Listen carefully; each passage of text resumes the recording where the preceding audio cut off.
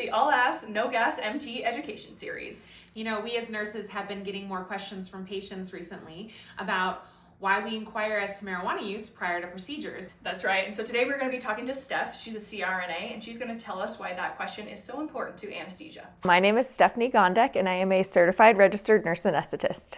Does marijuana use result in higher doses of anesthesia to effectively sedate patients? If a patient routinely uses marijuana, whether it's ingesting it via edibles or smoking, they can potentially require up to 3 times the amount of the normal dose of anesthesia that we would use for sedation or for general anesthesia.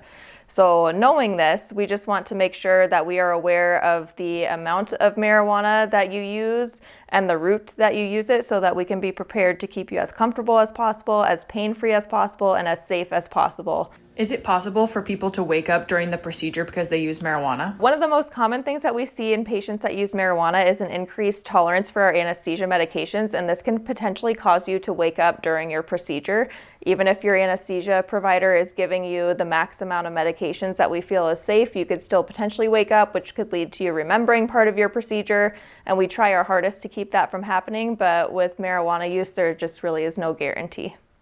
Could marijuana increase the chance of sedation turning into general anesthesia? That is a great question. Yes. So if you're having sedation, you could potentially need so much sedation to overcome your high tolerance that you could stop breathing. And if you stop breathing and the anesthesia provider wasn't able to manage your airway properly, you would potentially have to have a breathing tube inserted just as a life-saving measure to make sure that you are still breathing properly and your body is receiving enough oxygen throughout the surgery.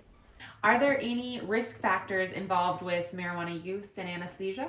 Yes, so there are 2 primary risk factors. The first one will be cardiovascular risk factors, and this is mainly because marijuana inherently increases your heart rate and decreases your blood pressure, which can lead to intraoperative events like heart attacks or arrhythmias, which is a potential lethal heart rhythm.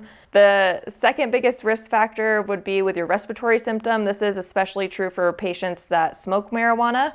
And this is because the marijuana smoke irritates your lungs, and that can cause you to wheeze intraoperatively. It can make you short of breath. It can make you have an increased requirement for oxygen. And then if you do have a breathing tube inserted for your surgery, it can make the breathing tube harder to remove.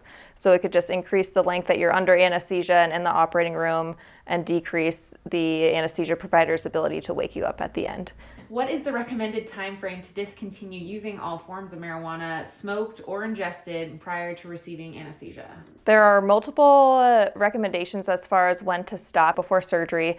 The least amount of time would be 72 hours before surgery. This is generally accepted throughout the anesthesia community. However, if you're able to stop for 2 weeks up to 1 month before surgery, that would be the best because that allows your receptors to reset themselves, and that will allow us to give you less pain medicine and allow us to give you less anesthesia, and will just be overall safer for you.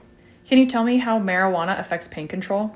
Yes, so patients that use marijuana historically have a lower pain tolerance, which means that they're going to have a higher requirement of narcotic medications throughout their procedure.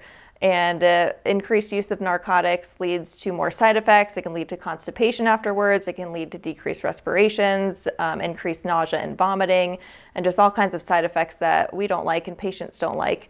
So if you use marijuana, it's really important for your anesthesia provider to know that so that we can be prepared to give you more pain medications and have those medications ready so that we can take care of you in the best way possible.